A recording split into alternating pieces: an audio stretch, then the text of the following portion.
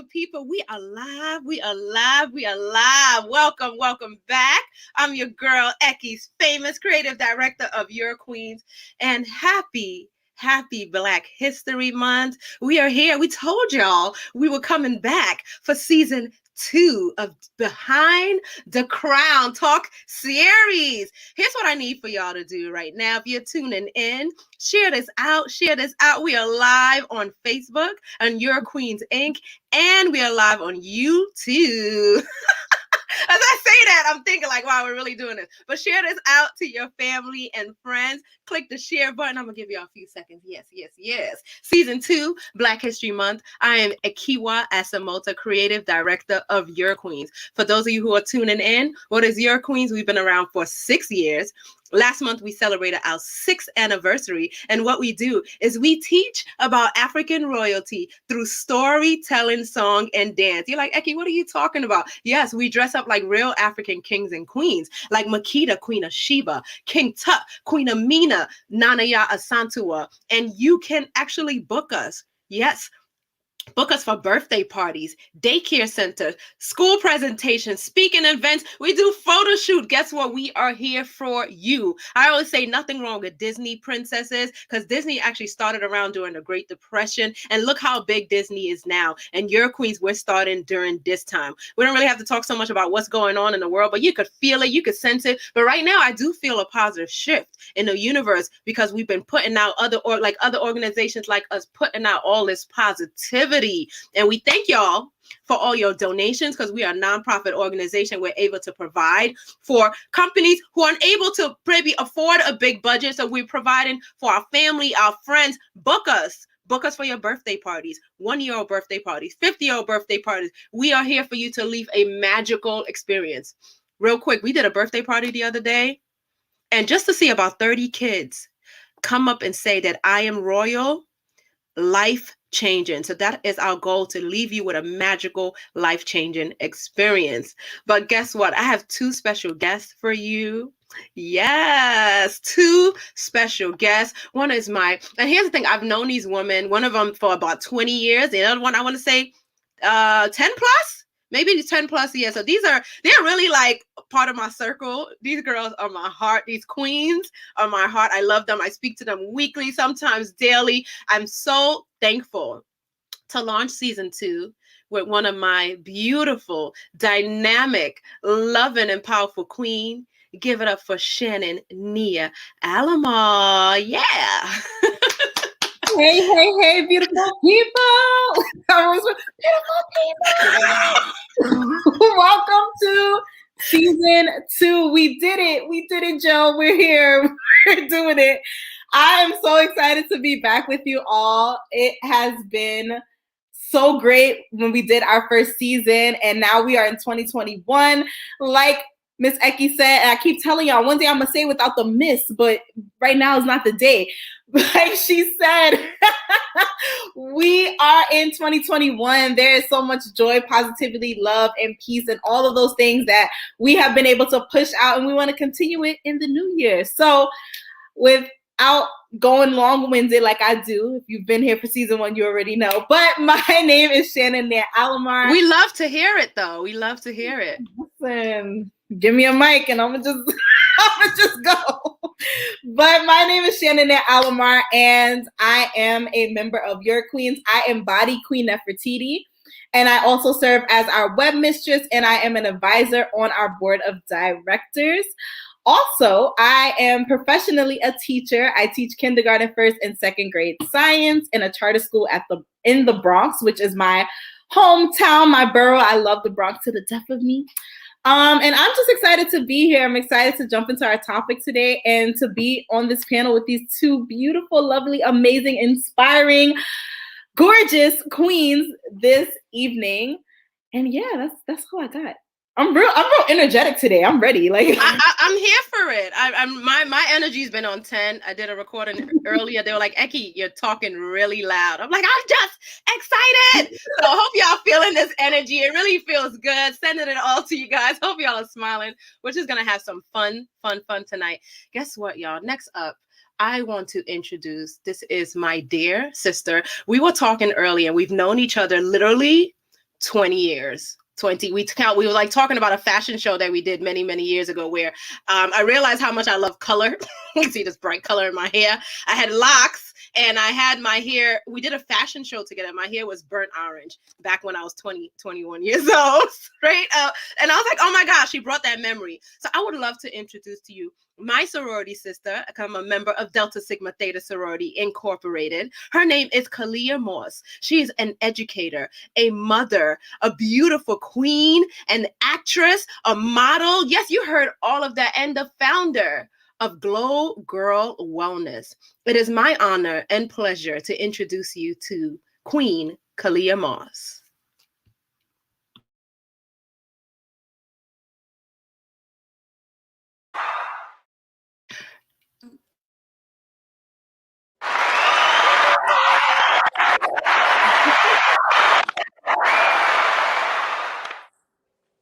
I am so happy to be here, Eki. Thank you so much for having me. Again, my name is Kalia Moss. I am the creator of Glow Girl Wellness. I am a mom. I am an educator. I teach culinary education. I'm in the health field as well. I wear many hats, but I wear many crowns. And what I do, I'm just honored to be here for Black History Month and just to talk queendom, behind the crown. I love this platform, and I'm just so blessed and honored and grateful that you have asked me to be here. So I'm excited. No, we're so happy, so happy to have you, and happy birthday to your grandma as well. Your queen. Yes, her name is really Queen. So I saw some pictures the other day.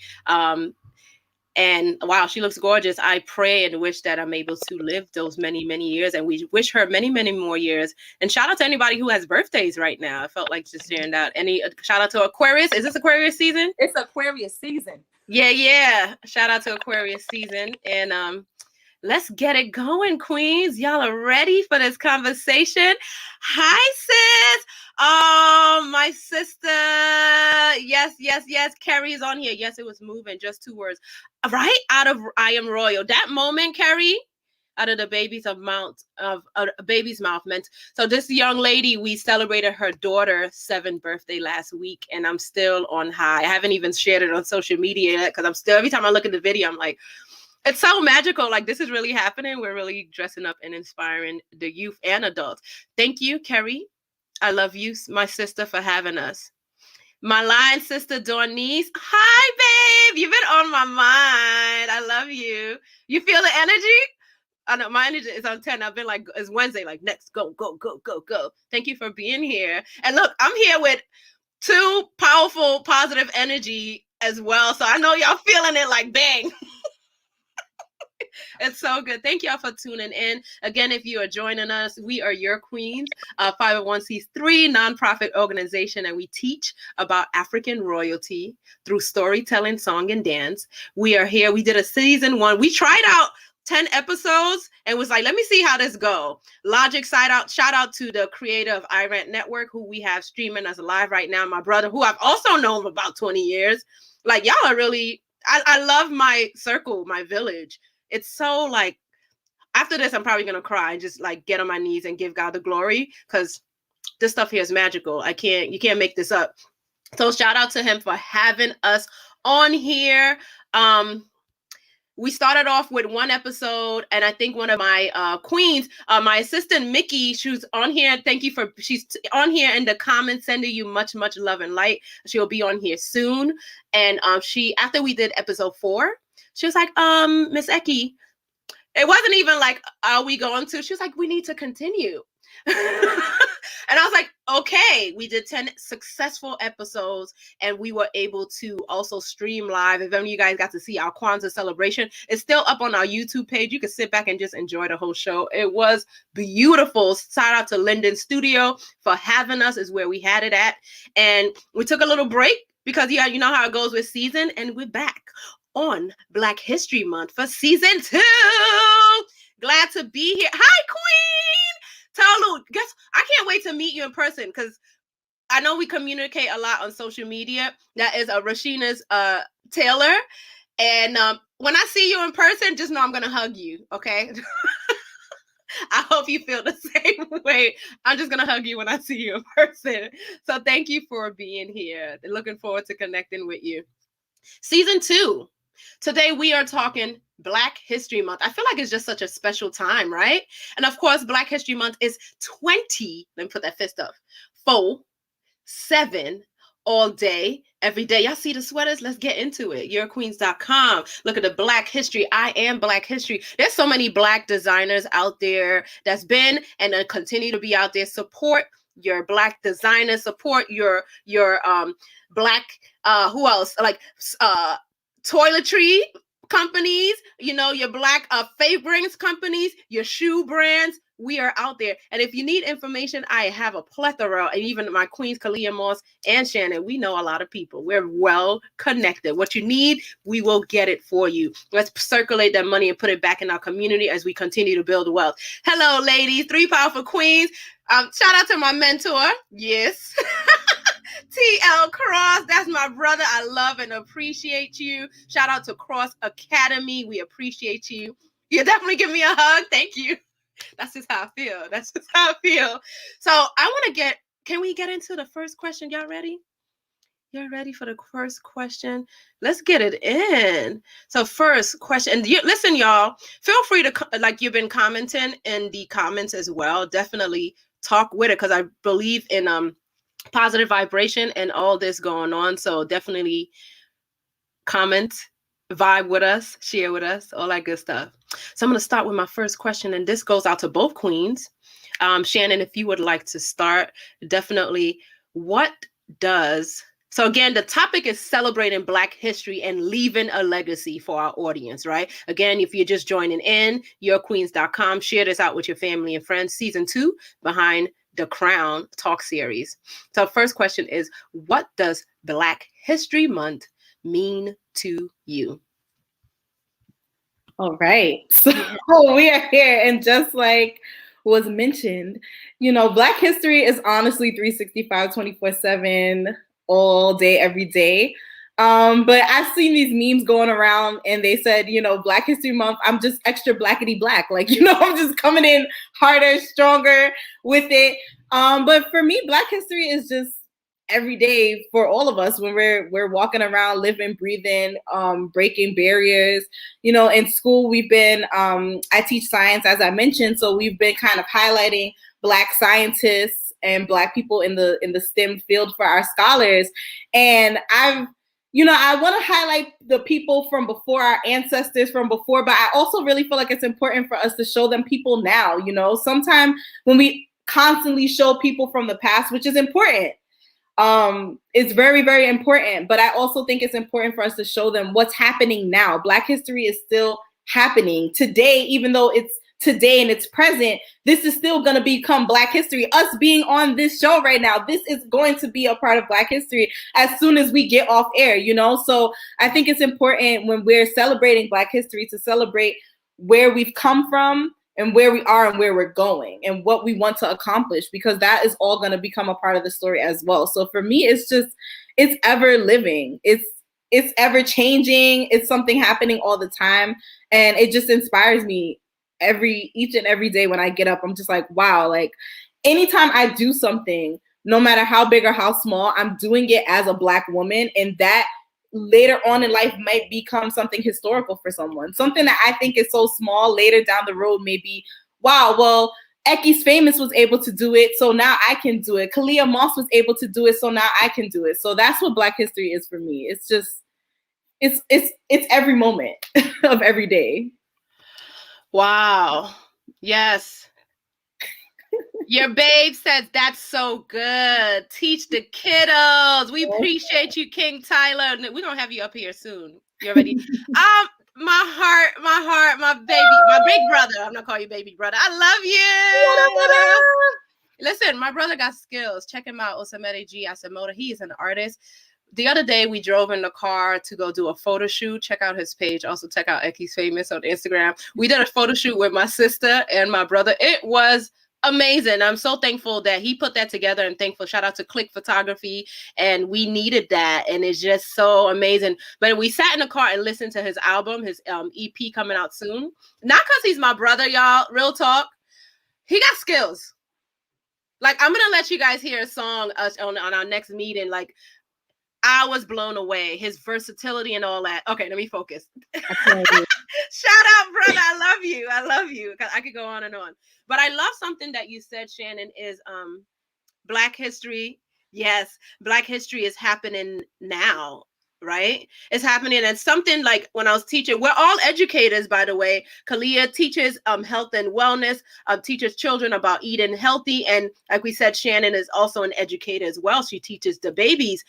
And so it's so natural for us to live Black history and to be women and queens and be able to have the honor and pleasure to be alive during this moment in time and to teach our history, where we tell. I find myself telling my students, like when I ask them questions, and we're teaching about the Martin Luther King, Malcolm X, then we're also teaching about the queens. We're doing a whole queen segment next month. The school was like, oh yay, we heard what you do, let's go. I'm like, all right, I can't say no, because I'm like, this is what we do. But when we talk about history, we have to let them know that it's constantly it's happening. Like, you are history. So I think about Black History Month. I am Black history, like how Kalia has on her shirt. And it's just so powerful. I had a friend earlier who's going to be on the show later on, Tanisha Carter, and she said something about, we always hear about ancient, think about even America. We hear about ancient Egypt or ancient Africa or Asia. You never know, no shots to America because we're here, right? But we know what it was built upon, right? You never heard of ancient America because it didn't exist. Okay, so we are here because we created, and not to be shy or not want to speak up about that, and know that we created this country and be proud and stand tall, shoulders down, heads up. That's why we have your queens, to break that. So yes, our ancestors were enslaved, but before that, we are kings and queens. I will never get tired of sharing that story. Yeah. So I want to, right? Did you want to say something? Yeah, I was going to say it's so important. And it's so important for us to be, I don't know why the word unashamed is coming. I don't think that's the right word that I'm trying to use, but it's so important for us to be bold when we have those conversations, especially with the youth, because we want them to carry on that same energy. You know, we don't want them to kind of like break it down. Even today, I was speaking to my co-teacher, and I've shared on one of our episodes before that my co-teacher is a Black man. And I feel like the dynamic in our classroom is so powerful because it's a Black woman and a Black man. And we're teaching these children who look just like us. And we are very bold with what we say, you know. But today I was kind of talking to him because we're reading a book about George Washington Carver. And, you know, they mentioned slavery in the book. And I was telling him that, you know, I said, I wanted to make sure I was explaining slavery right. And he was like, what do you mean? And I said, well, I wanted to make sure that I'm telling them the truth of what it is, but I'm saying it in a way that they can understand and digest it. Because I wanted to just go ham and like be like laying down all these things, but I still have to remember, you know, like, okay, they still are a child. I don't want to overwhelm them with the information, but I want them to get it right. Because the book, even that we were reading, the way that it explained the Civil War, it was just like, oh, the North and the South had a fight. And then after that, everyone was free and happy. And I was like, no, that's no. So I had to find that balance. But he simply, and my co-teacher, he is just very straightforward to the point, no fluff, no sugarcoating. He was like, just tell them. Like, just say it. Just say it. Don't think about all that. He was like, you taking it up here and it got to be right here. Just tell them whatever comes to your mind, because that version of what you want to tell them is probably what they're not getting somewhere else. So just tell them. And I was like, wow. And it was so simple. It was so plain, but it's like, you know, we really have to come with that boldness because we don't want it to get washed away. We don't want our history to get washed away. And we want our kids to have that same fire and desire to keep it alive, you know? So being Black history is like, yes, we're living in the moment. You are Black history, but also be bold about showing people why it's so important for us to celebrate that and why you are so important, because there was a time where you couldn't do X, Y, and Z, or you didn't have that footing, and now you have it. So we want them to be really unfiltered when they share those truths as well, while they're sharing their own Black history stories. I felt that, Shannon. I felt that. Ramona, one of our queen mothers here. We also have a Rites of Passage program. I know we come in with you with a lot of greatness. Yeah. Guess what? We have a Rites of Passage program. We already have 9 girls. We launched it last week of their ages 9 to 13. And we're going through a 1-year program, intense program, where they're going to have a ceremony at the end, and we're grooming them to be young queens. And Ramona Samuel is one of our mothers. She has twins, Ashley, who's one of our princesses in the Rites of Passage program, and her son, Ashton, who is starting very soon with his mentorship program with my brother T.L. Cross, who's in the comment. Y'all see the family? Y'all see the village we're building here? And she says, right, some kids say they hate watching or hearing about slavery because, and that's real. Yeah. So we got to share the stories before that, after that, and know that we are, like Shannon said, being bold right now because of that, and not to be afraid. The way it's taught is important. Yeah, so that important. Part. Hey, Michelle. Peace and love, Queen. Thank you for being here. Right. Yep. Our history has been watered down so that others are not uncomfortable. Tell them That's it. I want to have our Queen Kalia Moss jump in on this question. Because we just went in. What does Black History Month mean to you, my love? What does it mean to you?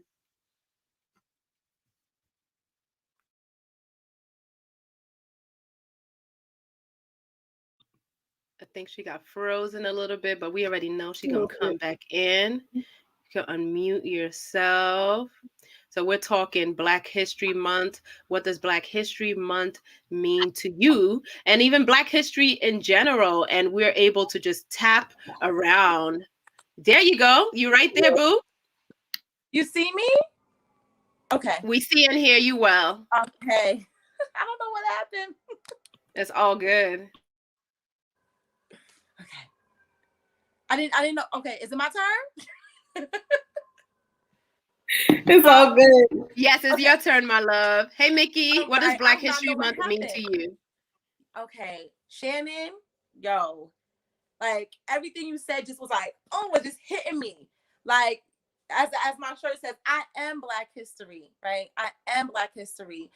And every day, 365 days, we are Black history.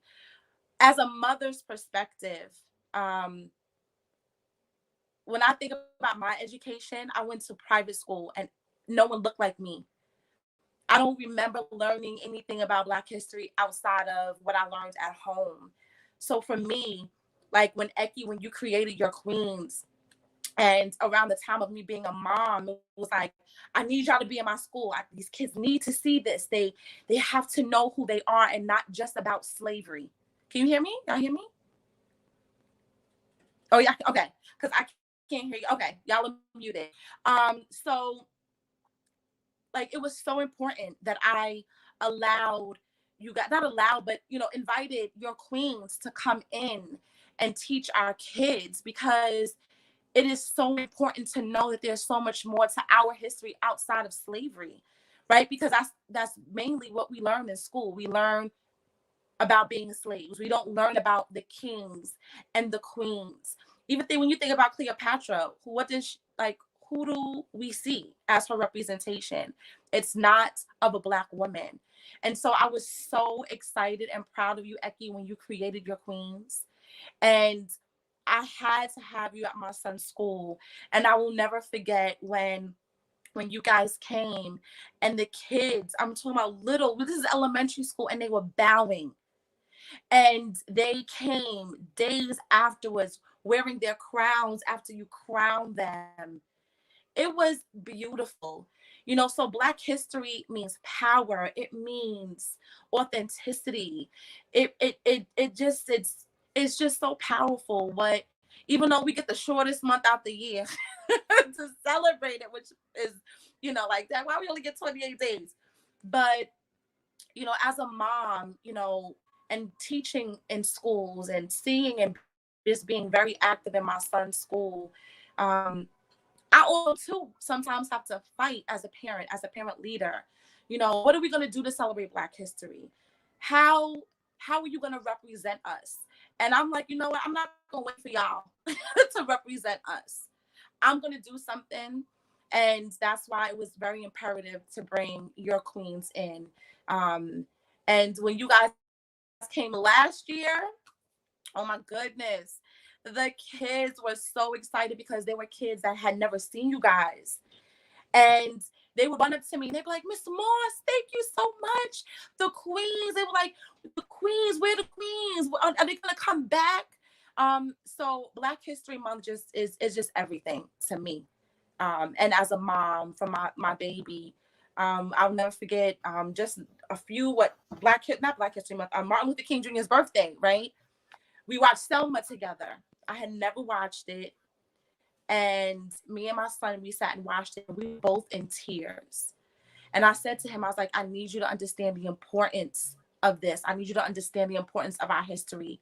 You know, and he's like, wow, Mom, I know about Martin Luther King, but I didn't know about him, and I didn't know about him. So I can ramble and ramble on.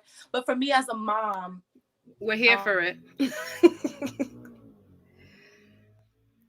It's going in and out, but we can hear you. I think it just froze a little bit, but I love that you're sharing about just being powerful and authentic. And I always tell like people, it's not only words, we're really, really living this experience. And Miss Moss, thank you for having us. We've been at your school about 3-4 times, and it's just been a magical experience. And that was like an out of body experience to see them bowing, because it just showed, and walking around with their head wrap, it showed that they got it, that they understood what we were doing.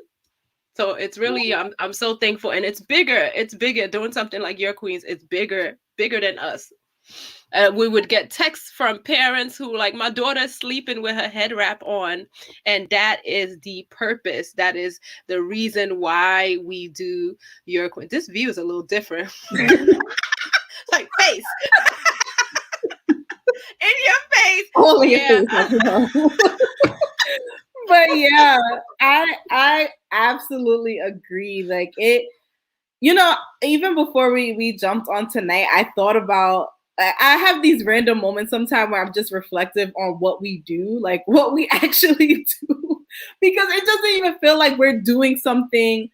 Like, I know that we're doing something spectacular and extraordinary and magical, but when you're in something, sometimes you can't see it for how other people receive it. And I really was thinking about how the kids were telling themselves like, I'm royalty, and you know, all this stuff at the birthday party virtually.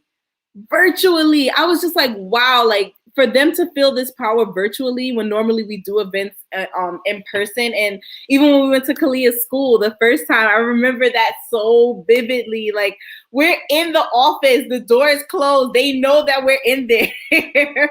And they're like knocking on the door and bowing. Can we help you? And I'm like, yeah, touch me, just don't take my head bust off and go.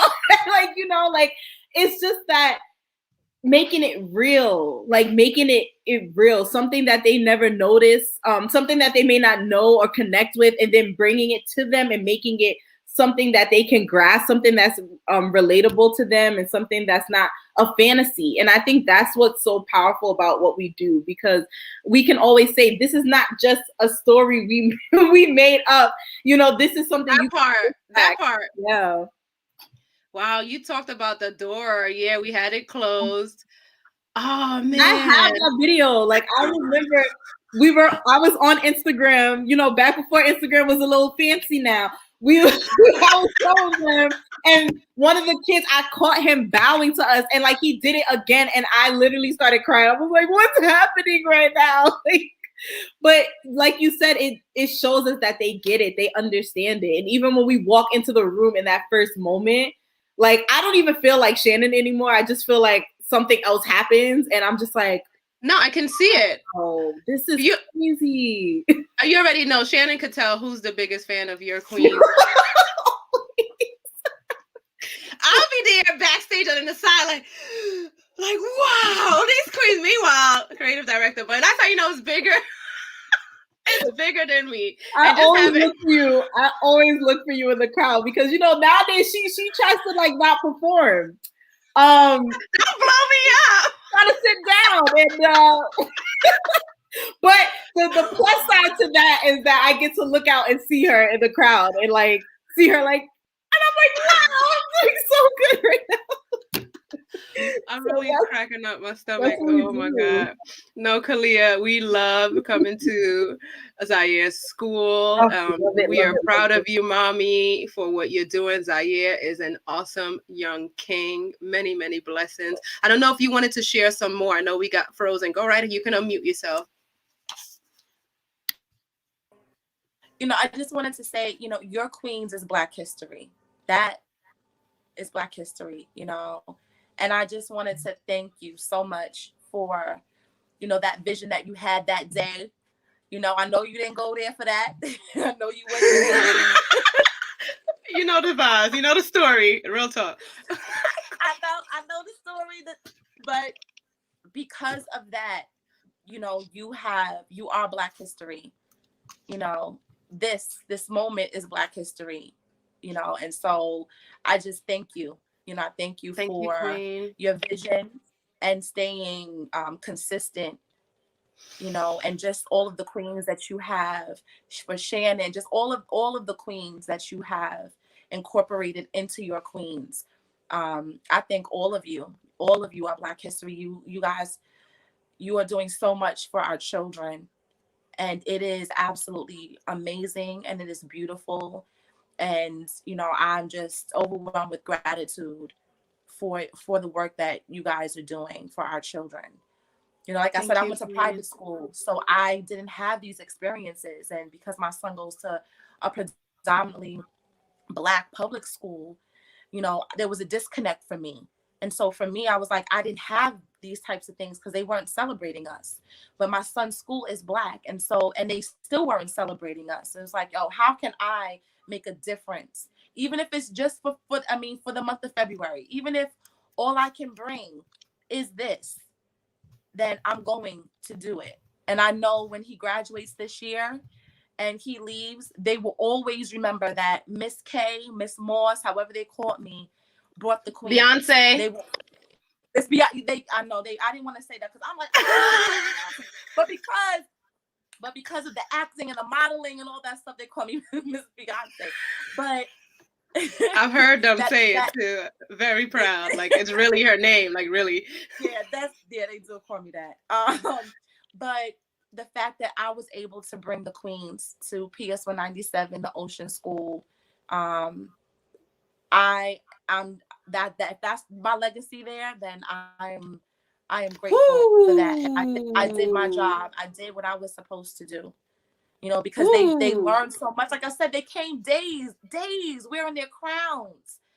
They came, it was a beautiful experience. And for you guys to come back more than once, we've invited you guys more than once to come. And 3 times. 3 or 4 times. Yeah. And we actually, Kalia and I did a production together, a Black version of the Three Little Pigs. We had hip hop. It was going down, okay? But you already tapped in. First of all, I want to shout out to Mariama. I saw you in the comments. Hi, Tashawn. Thank you for being here. We appreciate and love you. Mariama was in the comments about Black History Month. I saw you. Michelle, thank you. Mickey was in the comments. Black history, validity, and it means validity and existence. Pretty much we're here. We're doing Black history right now, right? Mariama, shout out to Mariama. I've known her like 30 years. That's my queen. I haven't seen you in a while. I'm hugging you too when I see you in person. Everybody getting hugs. Hug for everybody. Mickey says Black history is American history. We stand on the shoulders of giants and must continue to emulate greatness by our own means. Okay, Mickey. Yes, I've just changed my Black history focus for my class. Yes, queen. Thank you so much for the idea. Oh, you're welcome. This is why we are here, Michelle. Well, this is why we are here. First time viewer, oh, we appreciate you. We are your queens, and we teach about African royalty through storytelling, song, and dance. This is our season 2, Tashawn, of Behind the Crown series, where you get to meet the queens and kings and some of our special tribe and guests. And most of the time, what we do is we dress like real queens. Check out yourqueens.com on our Instagram, Your Queens Inc. Mind-blowing, magical. You get to see us dress up as Nefertiti. Shannon plays Queen Nefertiti. Sometimes I play Makita, Queen of Sheba, and Nana Ya Asantua. We have Queen.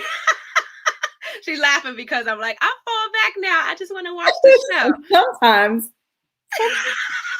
You're like, All right. But check us out, yourqueens.com. But you touched on something, Kalia, and that I'm gonna lead right into the next question, because you touched on it. He's like, if that's my legacy, and then that's what it. And I felt that, because I felt like we're doing the work, organically, naturally, authentically, open. And also shout out to Osa, my big sis. That's my soul right there.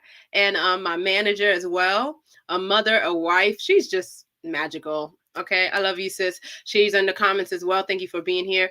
Our second question is, and I'm gonna see if have Kalia jump on it. What does legacy mean to you? Wow.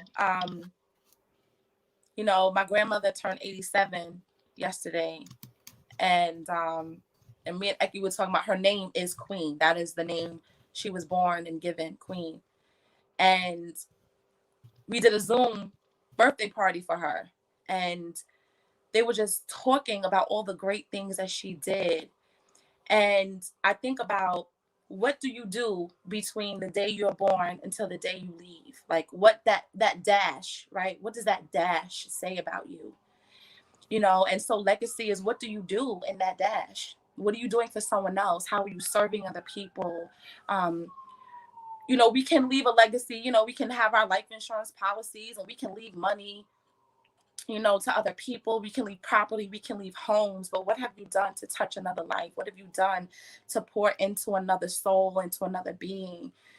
So for me, legacy, is, how am I serving while I'm here? What is my dash going to be? What are they going to say about me when I'm gone? Kalia, oh, she was a millionaire, or she was this. No, Kalia served the people. Kalia loved on the people. Kalia poured into the people. That's what I want my legacy to be. I want Zaire to be like, my mom was more than just, I stopped modeling for a reason. It's like, there was no fulfillment anymore. Like, there was nothing, it seemed like there was so much ego into being, to modeling, putting the makeup on and having a pretty face and walking down the runway. It was so much, I wasn't fulfilled. So getting in the classroom, teaching the kids how to eat healthy, how to live healthy. Now that I'm learning meditation, how to quiet your mind, how to be still, how to, that's the legacy that I want to leave. I want to leave behind something that someone will be able to go in and be like, wow, she did that. I want my legacy to be of service, how I served my people. That's what I want my dash to say. That's what legacy is for me. That was well said. Thank I you, felt that.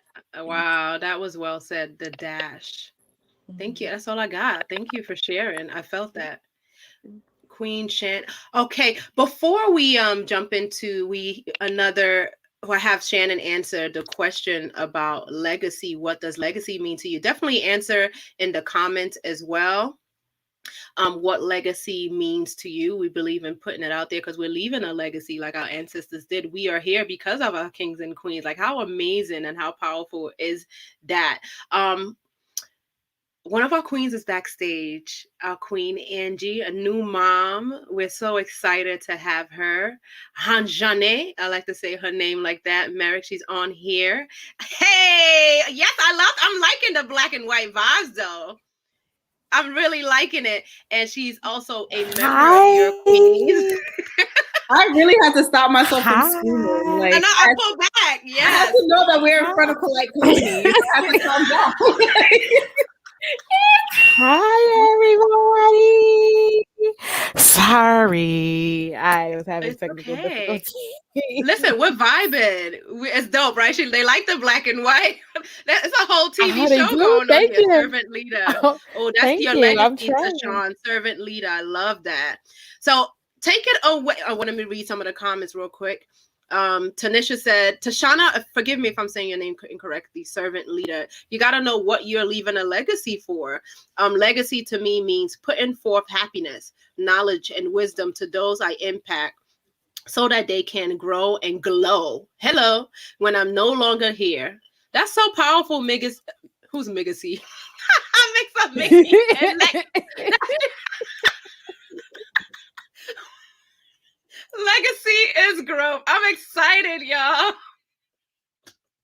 Migasy. But we have the beautiful Angie coming on. If you feel like want to jump on this question, I know you just jumped right on, but I know you got this and it's powerful. I can't wait to hear, what does legacy mean to you? Oh my God, that's a big one. Let's jump right into it. So, what does legacy mean to me? So, I think the first way to describe legacy for me would be traditions.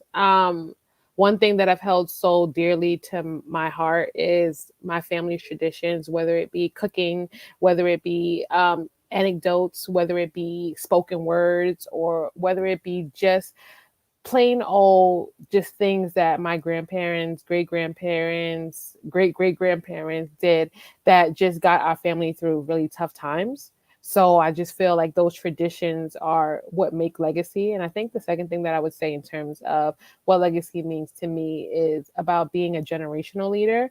I think that, we are all leaders in our own right, forth, but how we become leaders and how we show our role modelness. I know it's not a word, but I'm going to make it a word today. Role modelness is by being leaders into believing what we have and having the benediction to go after what we want. For instance, I know like everybody's on a high that we have a Black vice president who's a woman. And that day was very, very emotional for me because it made me really feel that we actually have accomplished a lot of things since 1963 when the civil rights movement started, and everything that we were fighting for, what Martin Luther King was fighting for, has come to fruition, because not only did they say that we would not be able to run a country, they did not say that a woman would not be able to run a country. And we are standing here today in 2021 where we've had a Black president who served us for 8 years, and now we have a female vice president who is Black, who will be serving for 4 years and on. So the fact that we have made these strides is a legacy in ourselves as African Americans, for us to understand that we are worthy, we actually have the power, and we will overcome any and every prosecution that comes our way. Whew. Well, y'all see why we do this and why I surround myself with greatness. He just dropped all that. Like, she's like, oh, that's another question, but here you go. Pop, poop, pop, pop, pop. And it's so amazing because I remember watching the inauguration with my students. We let them watch it because it was happening live. Like, we weren't going to teach class while it was happening. We're going to sit here and watch this live with you guys.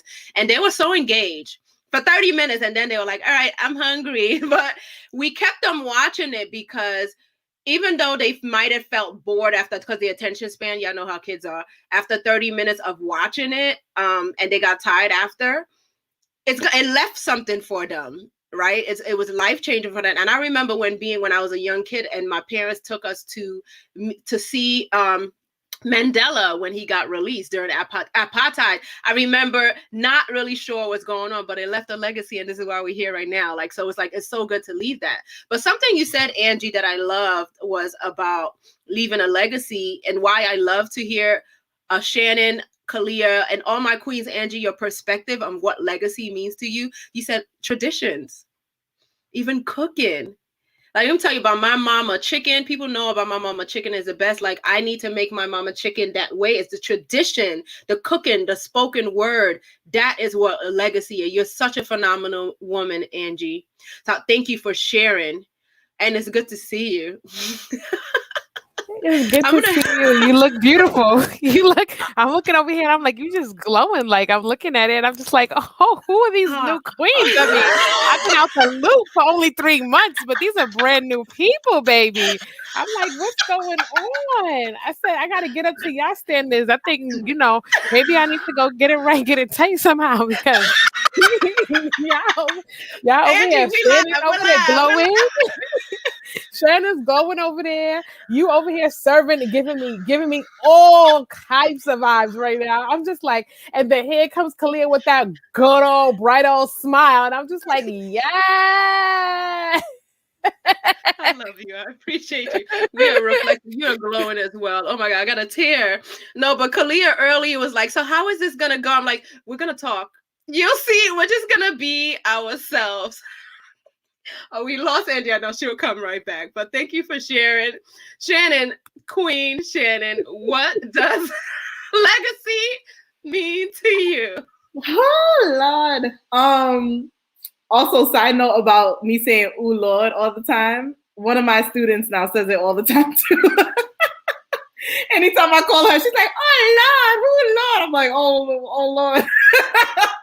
But legacy. Wow, like I feel like, as always, it's kind of the things that I kind of had in my mind were said.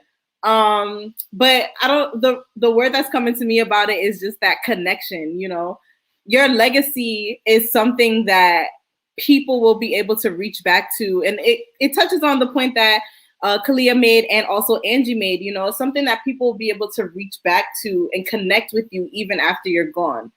The things that were important to you, through those traditions, through your family traditions, those are things that were important to your family, important enough to pass down from person to person. Being a servant, being a servant is something that's important to you. It's on your heart, and people will be able to look back and see this woman was a woman of service. And that connects people to you even after you're gone. Even when we learn about our ancestors or people who have gone on to be with the Lord, we hear those stories. Even Kalia talking about her grandmother who is still with us, which is a blessing. But hearing all those people talk about her and the things that she's done and how she's impacted them, those are all connections that we're able to make. And in my family right now, my grandma is actually our matriarch because my great-grandmama passed away a few years ago and her oldest sister passed away a few years ago. So now my grandma is the matriarch of the family, which is wild to me because I'm like, she's been my matriarch, but now she's like the family's matriarch, right? And it's when you think about it, sometimes you're just like, okay, yeah, naturally, like you're moving up in the line. But when I really sit back and think about that, I'm like, wow, like all these babies that are being born in my family now, and all the younger people are now looking to my grandmother as like this figure of our family. She is the connection to other members of our family that some of them have not been able to meet, or the memories that our family has about certain people or certain things that we've done. So it's such an honor, I feel like, to be a matriarch. It's such an honor to be that leader for your family or in your household. So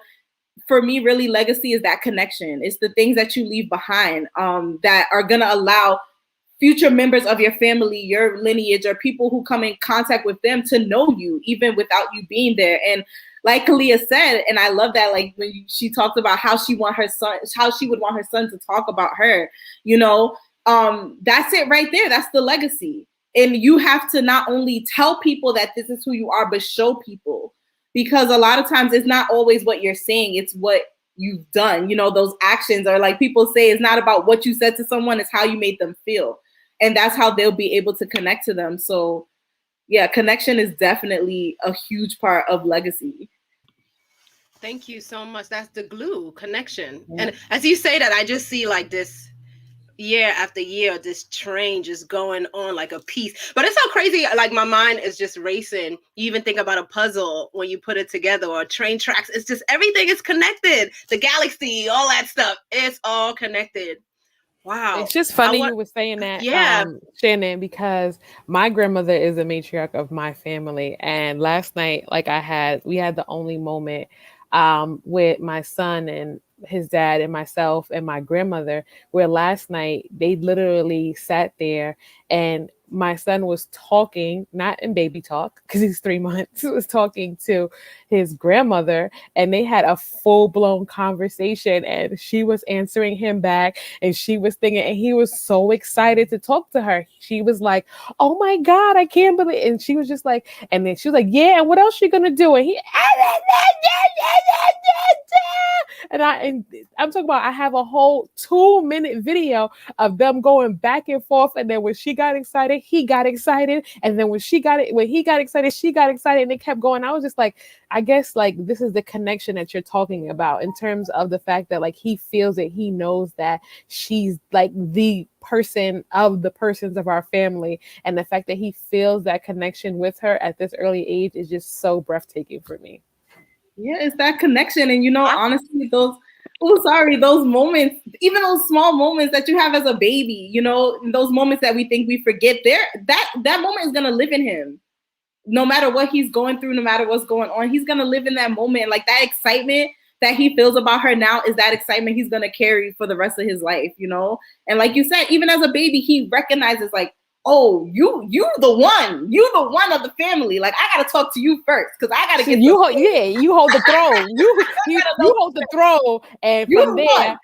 So forget all of y'all, mommy. I'm gonna see you in about 2 minutes. But right now, it's all about the matriarch. That's and that's exactly what he did last night. He was like, "Mommy, hold on." And then he was like, then he started smiling. He was like, okay, I'm back to you now. Okay. You're fine now. But, you know, I had to have my moment before I went to bed to be with her. I had to say something. I had to piggyback on that, Angie. My grandmother's 87th birthday was yesterday, and she's now our matriarch as well. Her sister, her only sibling, passed of COVID on Good Friday. So my grandmother is now our matriarch. And my son is 10. Zaire, and yesterday I was getting him ready for bed. I was like, you gotta go to bed. He was like, all right, mommy. He was like, you know what?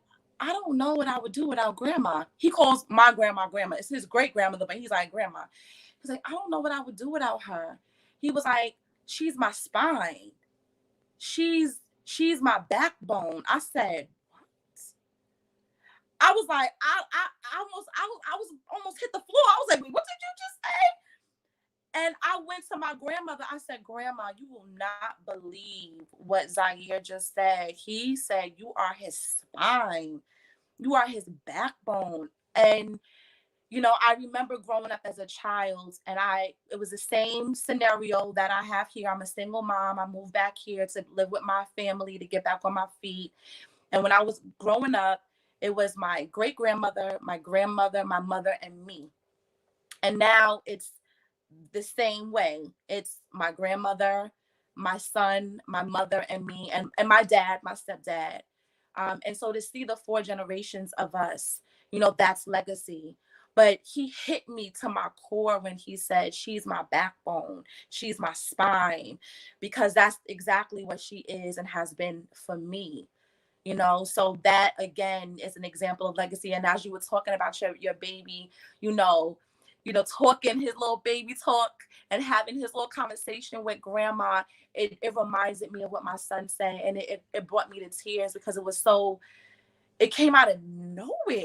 Like he was just getting ready for bed, and it was like, she's my spine. I was like, oh my God, well then what am I? No, I'm just But you know where he got that from. I feel you. You know where he got that from. He got that from you, from what you teach him. A lot of times we may think like they're just kids or they're just babies, but they're little humans. They got the same brain and 5 fingers, 10 toes, heart and soul, and they're learning from you queens, you mom. So you see that it's just from what you instilled in him and more, right?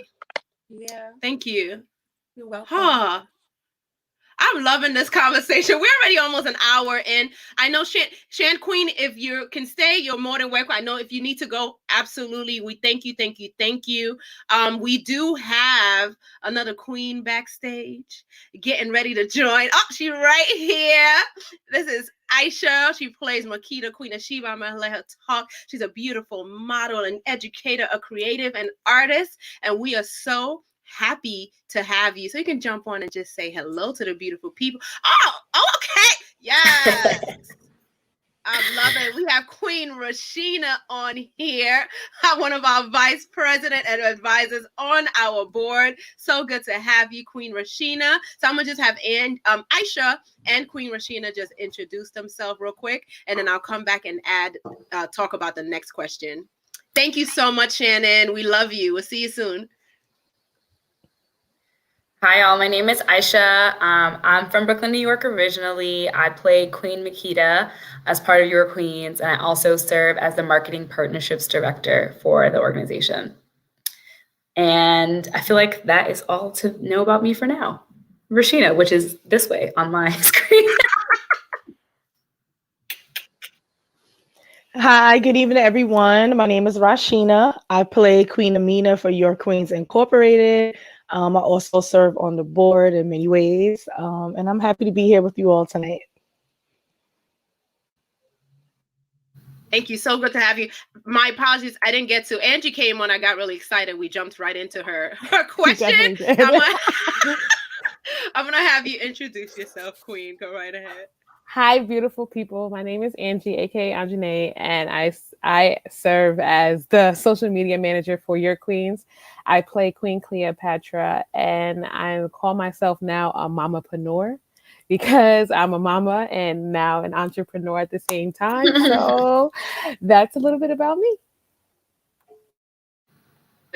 Thank you for being here. Thank you, Queens. So for those of you who are tuning in, again, we are Your Queens. We teach about African royalty through storytelling, song, and dance. This is season 2 of our Behind the Crown talk series. We had 10 episodes last year. We're coming in. We got 7 episodes for you. We're going to be here every other Wednesday. We're doing 7 dynamic, because I love that number. It's a powerful, divine number. 7 dynamic episodes coming to you, talking about Black love. Today, we're talking about faith, talking about peace and inner healing. And today, we're talking Black History Month, leaving a legacy. I have a special guest, my beautiful soror and my big sis. Even though we're the same age, she's still my big sis. My big sis, Kalia Moss, on here. And we got to talk earlier about what does Black History Month mean to you, and she shared about that dash. Make sure you know what that dash in your life is, and being able to leave a legacy not only for yourself but the next generation to come. And then we also talk about how you are leaving a legacy. And something that I love that Angie shared was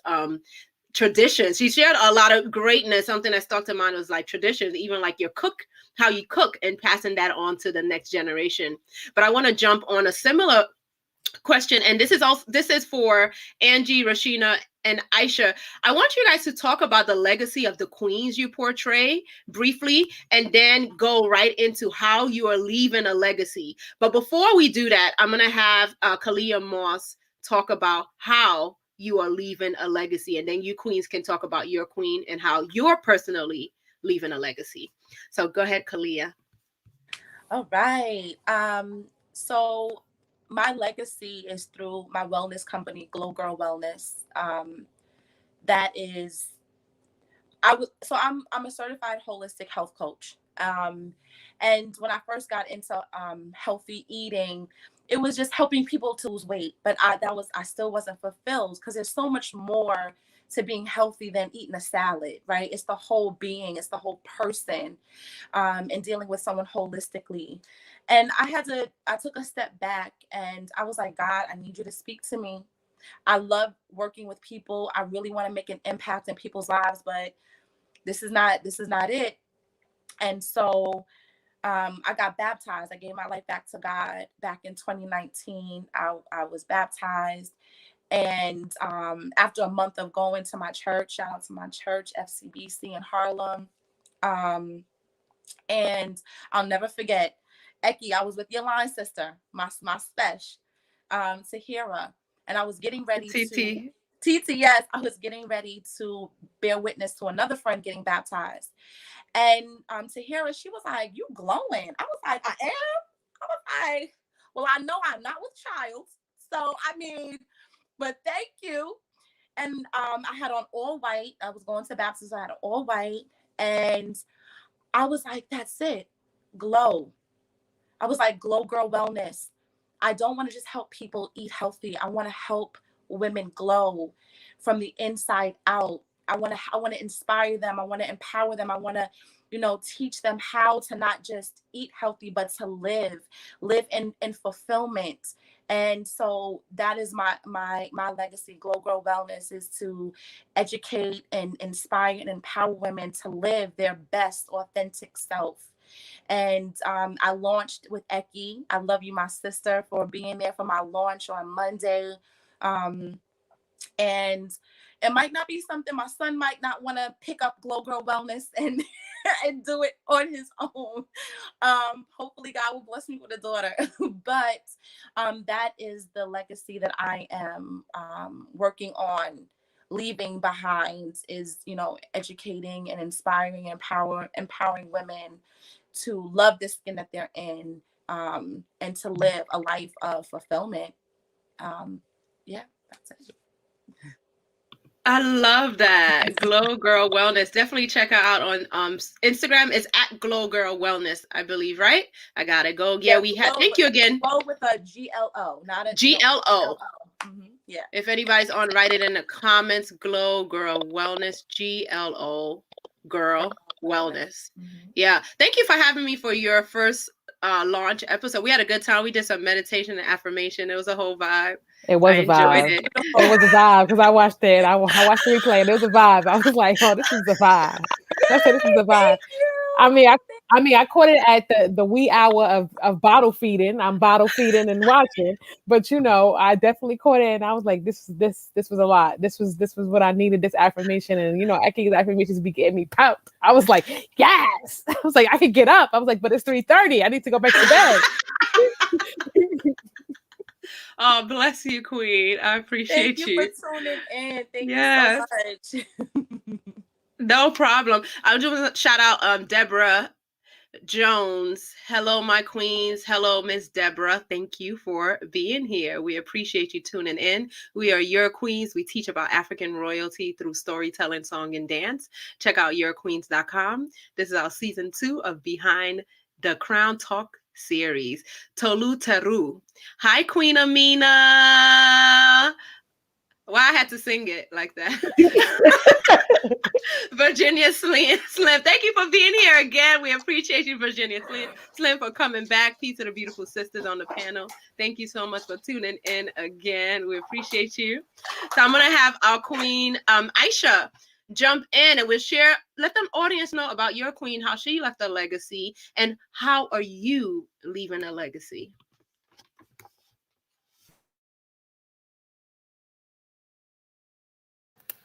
Sorry. Hi, everyone. My name is Aisha again. I play Queen Makeda, who is from Ethiopia. And my queen is known to actually have like multiple stories that are told about her, which I think is a beautiful thing. I'm really drawn to characters in history who just have like multiple accounts. So her story is, in the Bible. She's mentioned in Songs of Solomon. She's also referenced in I believe it's the Talmud, which is a Jewish text. And she's also referenced in the Quran. They don't say her name, but everyone knows her to be Queen Makeda, like the story that we all know from like all these different places. So I think one thing that my queen is known about is her journey to hear the wisdom of King Solomon. And that journey was a long and arduous journey. And she led her, she had like a whole caravan. She was just like, I heard, King Solomon, I heard that he's somebody. I'm trying to learn about this wisdom. Let me collect my people. She brought gifts in exchange. And so when she met, they had a little love story. And she came back, with a child. And then from there, that's kind of like the central story. But when you hear like the different texts, they have different stories of what happened. So some say that she, went back to Ethiopia because she could not convert to Judaism. There's like all these different accounts. But the biggest thing about my queen is for her wisdom and her gifts. Like those are like the kind of the key things that she's known for. When she came to King Solomon, but she also came like trying to like battle with the wits. She was not about just like someone said you're smart and I'm just going to receive that. She was like, let me go toe to toe with you. Like, what's really good? So that's one thing that I think I really love to hear, like learning about my queen. That's one thing that I'm really drawn to her story about that. So as that relates to like my personal journey, I really love what you said. I heard that you said about the hyphenated part, you know, Kalia. And for me, I think about my legacy as being a multi-hyphenated individual. I call myself a Renaissance woman. I live that. I have so much interest and so much excitement for various different facets of my life. And for me, my legacy is about honoring those different parts of myself and not saying, well, you know, you can't do that or that or that. It's just like, who do you want to be today? That's who we gonna be right now. And just to like, so a big motivation for that is, you know, being previously a person who was, you know, battling my own some of the like inner demons, feeling, you know, trying to find acceptance of myself in community, like these things. And for me, I felt really like an outsider. And I think I honed into that and be like, you know what, I'm an outsider. That's cool. Like, I'm going to live in that. I'm going to honor that spirit of myself. And so when I think about my legacy, it's like that person that was, you know, insecure or whatever, like me, I think about me often when I'm 16, I'm like, am I the girl that I wanted? Like, am I the girl that I would have looked up to when I was 16? And that's kind of how I think about my legacy. I, you know, try to give back to my community when I can. I could plug a quick plug and then I'll stop. I run a Freedom Boutique where we give out supplies, clothing, etc. To people primarily in Brooklyn, and we're going to have one at the end of the month for Black History Month. So that's something that I try to do is like, what can I do from the things that I'm interested in to give back? And sorry, not even give back, because I honestly think about it as like my duty as a citizen of this world, my duty as a fellow Black person is to continue to uplift and empower my fellow people. So just to summarize, like my legacy is about art. It's about community, being community oriented, and essentially being proud of myself, being proud of who I'm continuing to be, and like living in that evolution and being comfortable with that. I love that. I love hearing you speak, because you speak with so much, like there's this passion and seriousness about you. Like you take your life serious, your journey serious, being this multi-Renaissance woman. And thank you for definitely check out the Freedom Boutique. Definitely hit up Aisha. Can you let them know what your Instagram is? Is that okay? Yeah, my personal Instagram is at Aisha So Fly, and it's so with 3 O's, fly. And actually, you can find the information about the Freedom Boutique is at Freedom Boutique NYC on Instagram as well. Awesome. Thank you. So if you guys are tuning in, we are talking about how are you leaving a legacy? And Aisha just dropped some gems about leaving a legacy through art, a community. I even also love how you always go back to that young 16-year-old and looking like that's so important to do that. Is really to, and the other day I was meditating, like sometimes every time I meditate, I find different ways to do it. Like sometimes I think I was really going within before, but I'm really going within again. You see what I mean? I'm like, whoa, I thought I was doing that, but now I'm like, oh, okay, this is a whole nother, and when you meditate and do the thing, it's such a whole nother elevation. So thank you for sharing. Hi, Queen Mother. We can add to our dash every day. That is my warrior, my queen, my mommy, Queen Mother. We love you. Thank you for being here. You're the bomb. My heart, my everything. How are you leaving a legacy? So I'm gonna have Queen Rashina jump on this question. Talk about your queen that you play and how you are leaving a legacy. I can't wait to hear this. Hi everyone again. I'm Rashina and I play Queen Amina of Zaria from Central Nigeria. And she's best known for being the warrior queen. She was the first queen of her people after her brother's reign, and she reigned for 34 years. The biggest thing, like I said, about her is being a true warrior inside and out and fighting for her people. She was able to expand the territory of the Hausa people in North Africa to the largest borders in history, even making her territory the center of trade. And many people think of a warrior queen as, you know, violence and negativity and conquering and so forth. But Queen Amina was not that. She used her military expertise and her knowledge of government to not only govern her people in a safe way, but to educate them on how to build unity among themselves and on a micro level. Hence the fact that she was able to expand the borders to the largest in history. So she took what she learned from her brother's reign and from learning from him and passed it on to all of her warrior queens and all of her warrior kings and so on and so forth. She's also known for the cultivation of the kola nut, which we know has tons of uses still to this day. And me personally, the way I feel I'm leaving my legacy, I think Eki actually gave me this. She coined this term for me maybe 2 weeks ago. She called me a master educator. And I was like, oh, I like the way that sounds. Yes, I am an educator. I teach early childhood education anywhere from birth to 7th grade, but I do so many other things that are educating. I work with a foster care company and I'm educating children from birth to the age of 26. And education doesn't mean pencil and paper, reading a book, arithmetic. It's self-esteem. I sit with my girls and I speak about self-esteem. I sit with my young men and I speak about just being proud of who they are and also expressing themselves emotionally. A lot of, obviously, they're in foster care, so a lot of them don't have this parental help. So I try to step in and be, you know, somewhat of a parent or a big sister, auntie, what have you, to these individuals. And like Queen Amina, I always believe whatever I learn about myself, I need to pass it on. The best way to stay educated, the best way to stay intelligent is to pass that knowledge on. As I'm teaching, I'm also learning. You say things out loud, you hear them differently, and you're like, oh, you know what? I should phrase it this way so that they understand it. I used to explain it like this, but now I'm going to explain it like this. So you learn, you adapt, you evolve. You evolve as much as you teach, as much as you learn. It's full circle. I also feel I'm leaving my legacy in like the fashion world. I've been modeling since I was a child. Like literally, it's my dog, sorry. I've been modeling since I was a child, like I think I was maybe 3. And yeah, I think I was 3. And I was living in Italy. Dad was in the military, so we were living in Italy. So obviously we were the token, my brothers and I were the token Black people.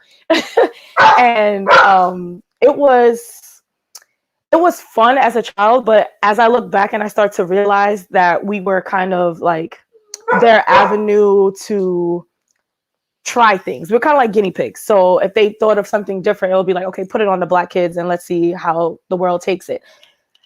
It was fun as a child, but now looking back, it's like, you see how they use our creativity, our uniqueness, our beauty to satisfy their goals. And we don't necessarily reap the benefits of that. So now, yeah, I had these revelations and I'm like, okay, oh, and here's my dog. She thinks I'm calling her. This is a fashion snap.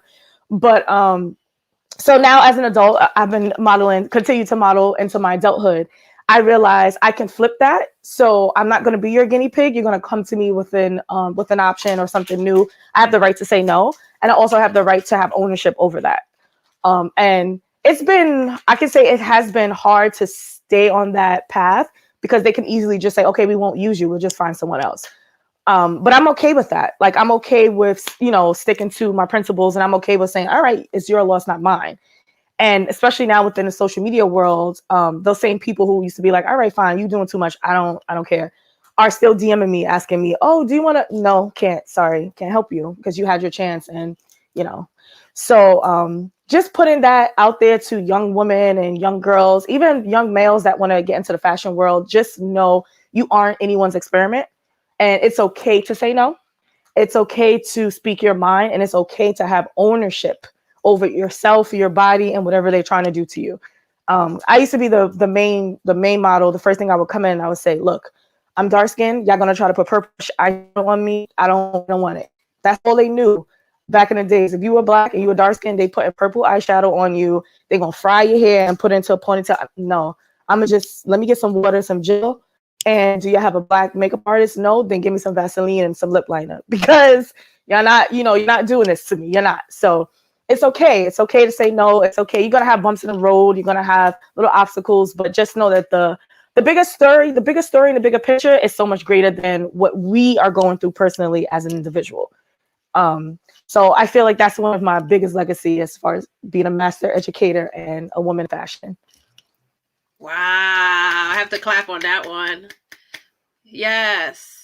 Yeah. And I'm a dog mom. Rashina. I love my dog. I love your dog too. That's homie right there.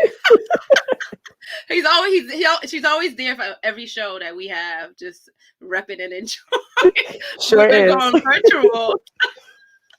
But no, Rashina, you're such a powerful woman inside and Thank out. you. The way you stand tall, your energy, your spirit, you inspire me to stand taller. So thank you for sharing that. And Thank you're so you. connected with your queen, Amina. Like it makes sense. Look, mommy said great. I saw another comment coming in.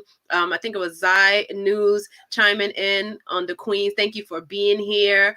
We appreciate you guys. We are your queens. We teach about African royalty through storytelling, song, and dance. This is season 2 of Behind the Crown Talk series. We're going to be here for 7 episodes every other Wednesday. Next one, it will be Wednesday the 17th, right here at 6 p.m. Today, we're talking Black History Month. I have my queens on here. Queen Aisha, Queen Rashina. Queen Aisha plays Makita, Queen Asheba. Queen Rashina, Queen Rashina plays Queen Amina.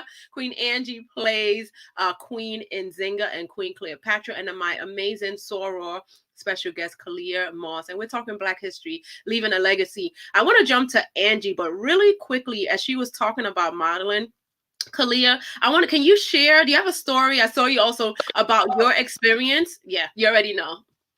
Girl, Yeah. Rashina, I was like, as you were talking, because I'm lighter, they would want to put blonde wigs on me, and like I'm like, wait, lighten my skin. I'm like, how much more light do you want me to be? And I remember, I don't know if I can say the brands, but I was modeling for major brands. I was the e-commerce model when e-commerce modeling wasn't a thing, when it was like a new thing. And I was like, wait, I'm modeling for these urban brands. And these are not this is not the market that you are marketing to. I'm a Black woman and you are marketing to Black women. And it was very difficult being, and plus size. I'm a plus size model. So being plus size, they're kind of like, be happy with what you got. Like you're modeling, you have this opportunity. And so be grateful. And I will never forget, me and my son's father, we would, go back and forth, because he was like, you don't have to do this.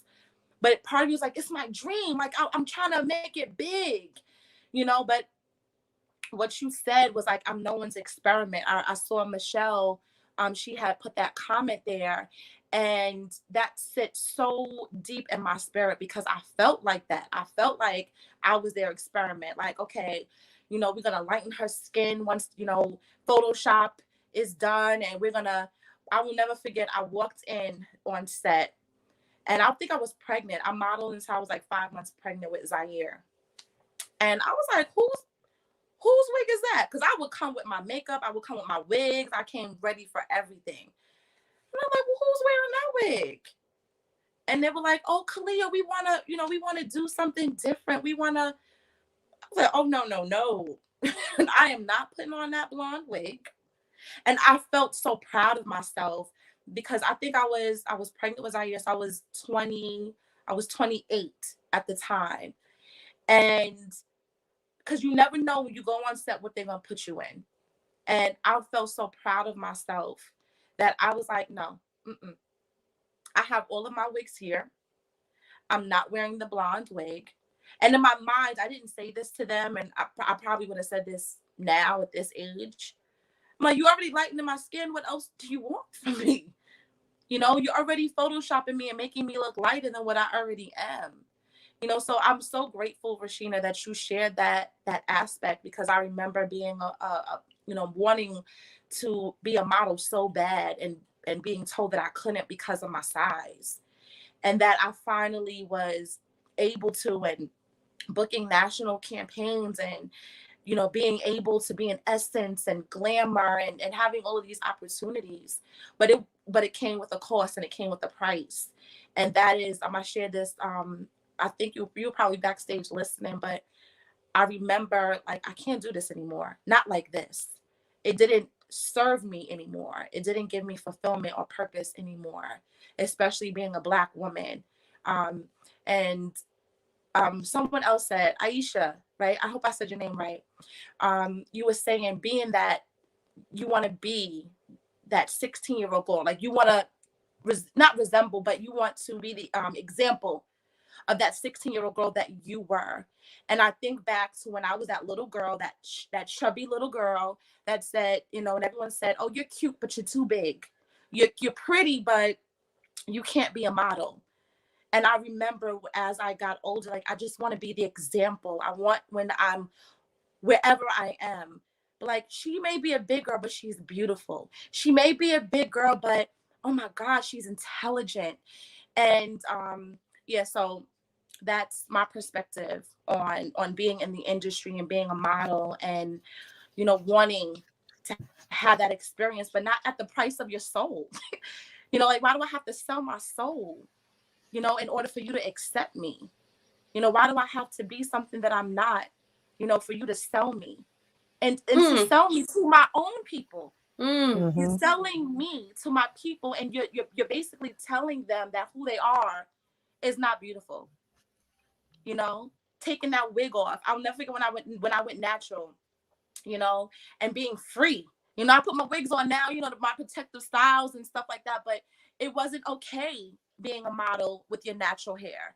It wasn't okay, you know, to have to rock your afro on the runway. Not when I started modeling. And so to see now so many natural women and natural models, it's like so refreshing. It's like, it's about time. Like, God, you know? But yeah, so that's my take. No, I wanted you to share that 100%. Thank you. But look, of course, look at the magic that happens when you become your authentic self and truly go within. As we think like, oh, we're like Rashina said, we're nobody's experiment. And when we stand up tall and the doors open, I want to read some comments, and then Angie, I'm gonna have you jump on. Want your skin darker, your lips thicker, your hair naturally woolly. That sounded like a poem. Yes, Linda, that sounded like a poem. Hi, Auntie Linda. I saw some other comments. We see you guys. We thank you for commenting. We thank you for enjoying. Miss Ravioli. Hey, hello, everyone. Good to have you. Hope you are doing well, Miss Ravioli, and your New Year's going well as well. Good to have you back. Yeah, that's powerful. I remember, love yourself, accept your own. Yeah. I remember being younger and always knew that dance was going to be part of my life. But I also thought it wasn't a major thought. Y'all know I'm very stubborn for the Lord. I don't move until he said so. And it's like, I have to feel it and vibe it all that time. And I'm thank you for my family for knowing me, accepting me, being patient with me, and trusting that about myself. I remember thinking like, oh, because I dance, I'm going to travel the world, which I did get to do under Ecky's Famous and Your Queens, travel the world with some dance company and do all this stuff. But God was like, no, I want you to create your own. I was like, oh. And it brings us here to this moment. So Queen Angie, let us know, the audience, about your queen that you portray, and how are you leaving a legacy?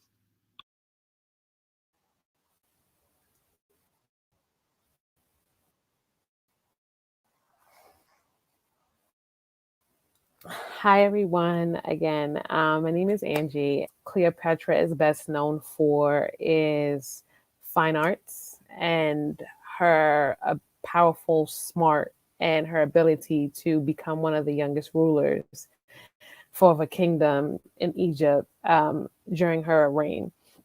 There are many different texts that talk about Cleopatra, but I think the most powerful thing that stands out to me is that how she was very strong-minded, and she basically was an individual who didn't really take anything from men in a time where Egypt was very much so dominated by male figures.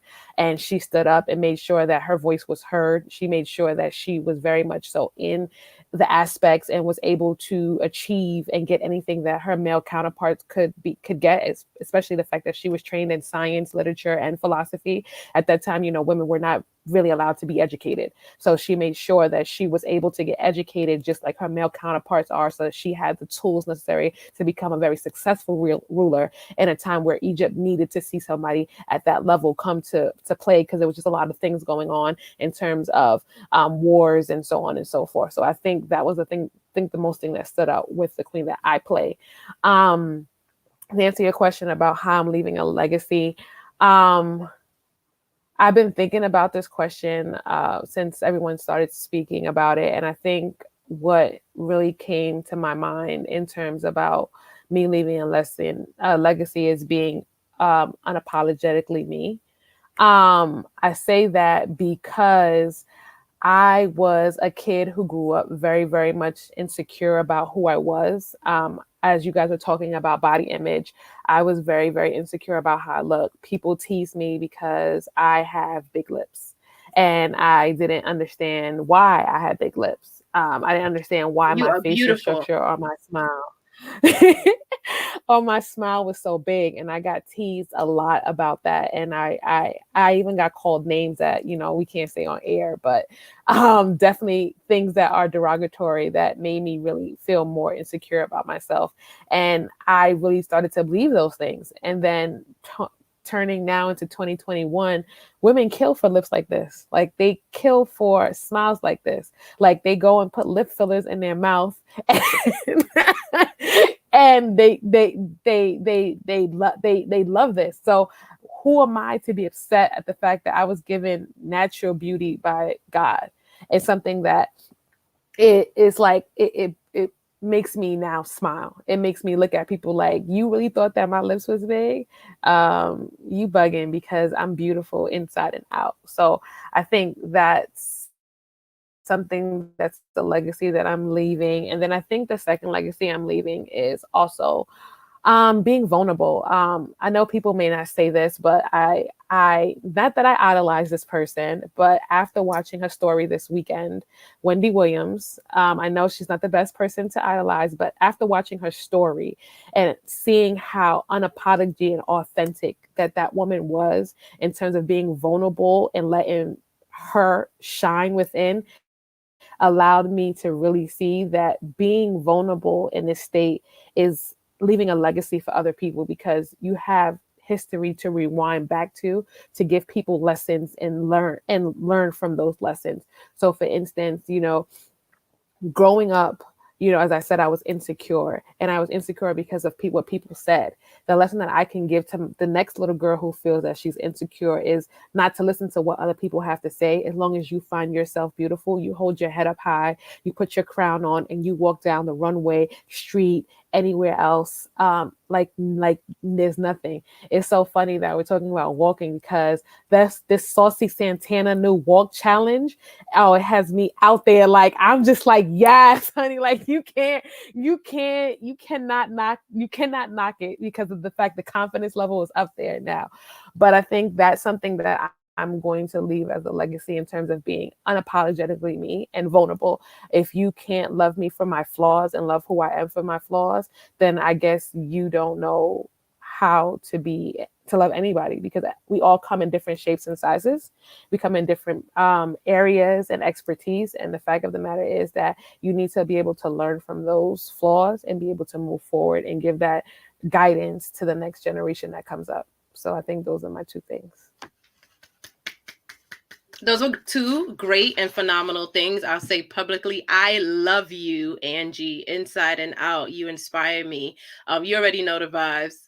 John Logic said, the girls that got teased as you'd always end up super pretty. It's the energy, is the glow. And like, as you're talking, so many things also said now that they pay for your beautiful features, Angie. You see that? Hello. Let me see if any other comment comes in. Peace to the queens as well. We appreciate you, 58 Jones. Thank you for being here. Yeah. I love your connection with Cleopatra. And again, it ties, everyone's queen and portray ties really very well in who you are as a woman. And like hearing about Cleopatra's creativity and how she stood tall as I'm listening to you, and she just voiced who she is. She was strong-minded, unapologetic. That is you. And hearing you speak, it also like your queen, starting your queen 6 years ago, and the woman that I am now, like I say this very humbly and beautiful. I don't care what people say or think about me. I'm going to stand tall and be who I am, no matter what, because I know that we're inspiring some 1, 2, or 10,000. Whether I'm an audience of 1 or thousands, I'm going to remain consistent. And if you don't like it, that is fine. I'm going to shine no matter what. And I learned that from my ancestors, my parents, my queen on this life. Because you're gonna have people are gonna be jealous of you. People will talk about you. People will be envious of you. But it's okay. It's part of the journey. It's part of the story. But trust. Life is full circle. But guess what? They will be inspired by you. Thank you, Queen. You're dynamic. Thank you. I want to jump into our final. you see the dog. Oh, she's chilling. Like I'm right here. He's getting the vibes as well. I love you, queens, and our audience. Thank you all for tuning in on season 2 of Behind the Talks. I love it. I really love it. I'm here for it all. I want to jump into our final question for tonight, and then we'll be back, y'all. Set your alarms, put it on calendar next Wednesday. Not next Wednesday. I keep saying next Wednesday. Maybe we need to do. The dog is my production assistant. Shout out Logic. I ran to you. Look, all the love. Oh my gosh, she wants some love. We'll be back on Wednesday.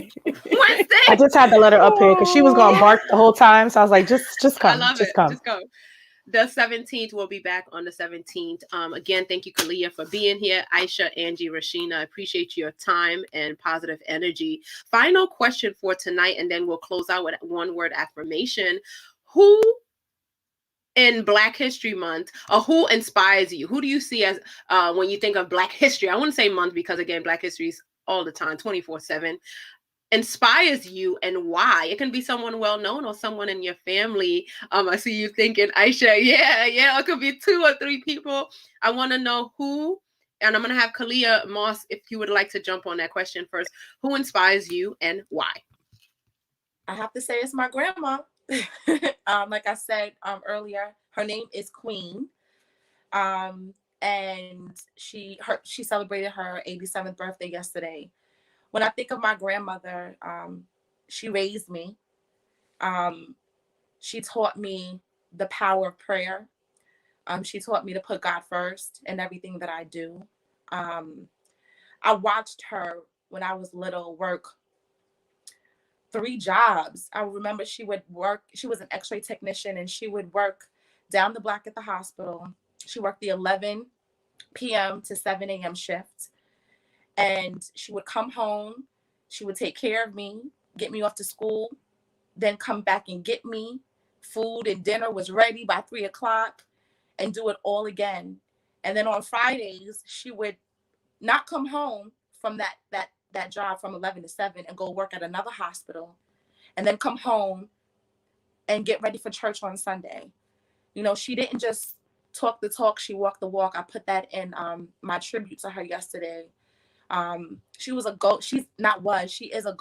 She continues, even in her 87 years of being stubborn, because, you know, when they get older, they get stubborn. She just taught me what it meant to be a woman. She taught me how to love. I watched her care for her husband until he passed. If it had not been for her, I don't know where I would be. I don't know what my life would have looked like had she not stepped in to raise me and to take care of me. So she is my inspiration every day. She is Black history for me. And she pushes and will continue to push me to be the best woman that I am, and mother. You know, I was sharing her, we had a Zoom surprise party for her, and our family members were on there, and they would from down south, from everywhere, and they just poured into her, and they just shared how much she gave to everyone. So she didn't just impact me. She's impacted us all in our family. And like I said, she is our matriarch. So it's my queen, my real queen. And I crowned her yesterday. It was a beautiful ceremony that I did. I bought a crown, and I crowned her yesterday and put her in her throne, and just loved on her and thanked her for every sacrifice she made for not just me, but for our entire family. So it's my Grammy. I love that. What an honor. What an honor. And how perfect timing. I just wrote that down. How perfect timing is it that you just celebrated her birthday just yesterday, Yeah. and we get to share about how she inspires you. We can't. I feel like everything is just so divine. So thank you. Shout out to Queen. We appreciate. I love seeing her. Every time I see her, she gives me that glow. We give that hug. So I can't wait to see and hug her. She's been to a lot of Your Queen's presentations as well. Yeah. Sitting in the audience, we've adorned her with a wrap. Yeah, Michelle is giving some purple hearts. Yes. Logic said she sounds like a true hero. 3 jobs. Thank you. Yeah. Wow. She was making 6 figures back in the 70s. She always talks about, I was bringing home 4 checks at a time. I was like, all right, Grandma, you was doing the thing back then. But so she always inspiring. talked about able to provide for her family, which is motivation, to keep going and to keep striving, to be able to leave a legacy. To leave a legacy. Mm-hmm. Thank you for You're sharing. welcome, my sister. Yes. Queen Rashina, who inspires you and why? I have I thought about the question, and I got 3 people: family, history, and then a current person. I'll start with my family. I come from a family of really strong individuals, but I'll start with my mom. She definitely inspires me. She's always been a hard worker, which is pretty common when you're a black individual with a family in America. We always have to work hard. We didn't have it easy. But the one thing that stood out about her is I always felt like she always found a way to enjoy what she does. So she was an educator, and she worked for the DOE for years, but she also would work at after school programs, or she would work for foster care companies. Actually, the one I'm working for now, I got that idea from her. Or she would have hair braiding on the side, sewing on the side. She always found used her talents to enjoy providing for her family. So she definitely is one of my biggest inspirations, to always remind myself that don't look at it as a struggle. Just look at it honestly like a game. When you play video games, you come across levels that are hard, that are difficult, but you actually enjoy it. It's fun. So maybe oh, I didn't beat this boss this time. Oh man, you're not going to give up. You're going to do second life and play again. So that's something that I do with everything. I have so many jobs, including Your Queens, and people always look at me like, how do you find the time to do any of the above? Especially when I'm making home visits to some of my participants.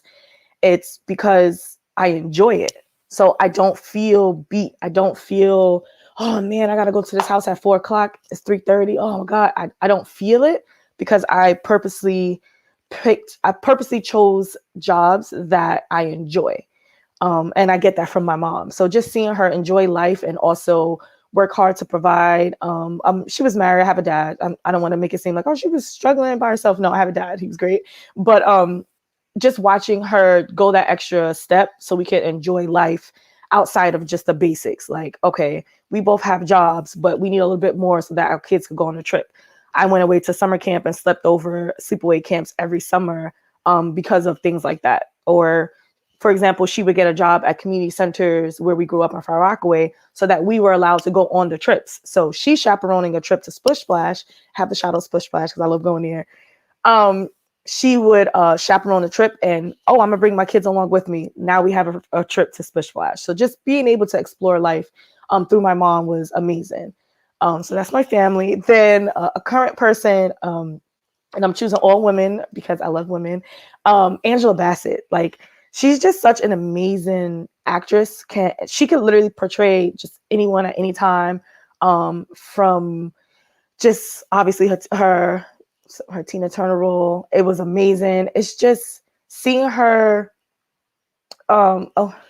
seeing her now in her older age, and I don't really like to say that because it gives a negative connotation, but seeing her now still enjoy life, still killing it as an actress, still banging out these roles, still being a sought out actress, and maintaining her pride, her Black pride, maintaining her body, her image.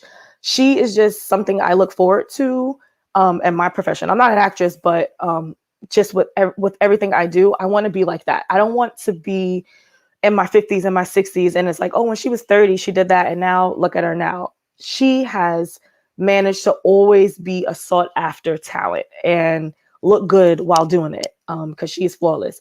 So I really feel like she is making Black history. She's Black history in the making. And for my history person that's no longer here, I'd say Ida B. Wells. Not only because she was an educator, I'm prone to educators, but also because she broke gender roles by being a leader and just speaking out when women were not allowed to do such things. For example, she wrote about and publicized about lynchings. Obviously, we know lynchings are barbaric, but back then she was in the South and she wrote about it. She published it in articles and she continued the anti-lynching campaign to put that information out there. And it's like, first of all, you're Black, no one's going to listen to you. Second of all, you're a woman, double not listening to you. But she didn't stop.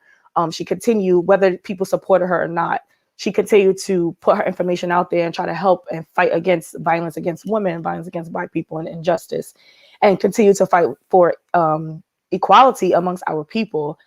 Many times they tried to silence her, and like I said, she broke that gender role by saying, I am a woman and I will be the leader of this campaign. I am a woman, you will hear my voice. Yes, I'm a woman, I'm a Black woman, and I'm still going to get this equality.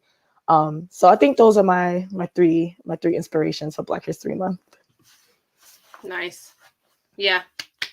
I love it. Sidebar, your mom, I love your mom. She is so awesome. You could feel her presence even before she walks into the room. And then shout out to your mom, because she literally on Facebook shares everything that I do. Every single thing she shares, like daily. I'm not exaggerating. So yeah. Thank you, mommy. Thank you, Rashina. Queen Angie. Who inspires you and why?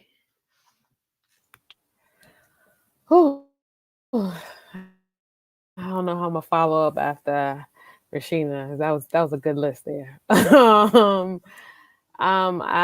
First and foremost, I want to say all Black women inspire me. That's the first thing I'm gonna say. All Black women inspire me, from my queens to people I don't know to women I don't know. I'm just inspired by all Black women. But if I had to pick three, my first one would be my grandmother. I think that she's an inspiration because she always tries to be as positive as can be, even when I feel stormy and the storm is coming down on me. She still tries to spread light. She provides for me and all of my family members. She'll give you her last, even though I don't know what it is with my grandmother. If you ask her for something and you'd be like, she's like, oh, I don't have no money. And then the next day she'd be like, oh, here's what you asked me for. And I'm like, but how did you get that? Like, but where? She was like, I played the lottery and I won. I'd be like, oh, okay. I mean, like, she played the numbers, she won. She's always the type of person to always be giving. She's a very giving individual. And I think that's something that I really, really love about her. My second person that I'll have to talk about is Michelle Obama. She really inspires me because of her vulnerability. I don't know if anybody on the panel got to read her book, Becoming, but she really opened up about her life, about being a mom and giving up her career to be able to provide for her children and being able to provide for her husband so he can fulfill his dream. And I very much so resonate to that because of the fact that I'm a mom now and I see that like children are your world and your life stops for a certain point of time because that's your main focus. And your focus is to make sure that they're educated and they have the tools that they need to be able to move forward in life so that they can now pass on your traditions, your legacy, and everything else to their offspring. So the fact that you need to take that time as a mom and develop those habits that are crucial in their development is something that she spoke about in her book. Another thing that she spoke about in her book is about being vulnerable in your relationship when it comes to your spouse. You know, she spoke about how, you know, she had to really take a look inside of herself to see if she was a problem in her relationship, to be able to move forward with Obama and be able to allow him to be the man he needed to be, because they both were lawyers, both went to Harvard, they both went to Princeton, but she was at that time much more successful than he was. But what she didn't have to do is she saw the potential in who he could be. So what she did was she took a step back from being the shining star in their relationship to now give him the tools that he needed to become that shining star. And he took that and became the president of the United States. And she became the first lady. And you can't knock her for doing that because she saw the potential in the person that she was with. So I really relate to that situation. And then I think the third person that I really, really, really aspire is Oprah. I think Oprah's story and how she grew up is very much inspiring to an individual like me who really was on the outs in terms of like trying to find themselves and not being so sure about themselves, and then coming into confident as a woman as an older woman, she came into her confidence and understood that she was born to do what she did, and she began to start loving herself for who she was. So I think those are the three people that inspired me. I love that. Thank you.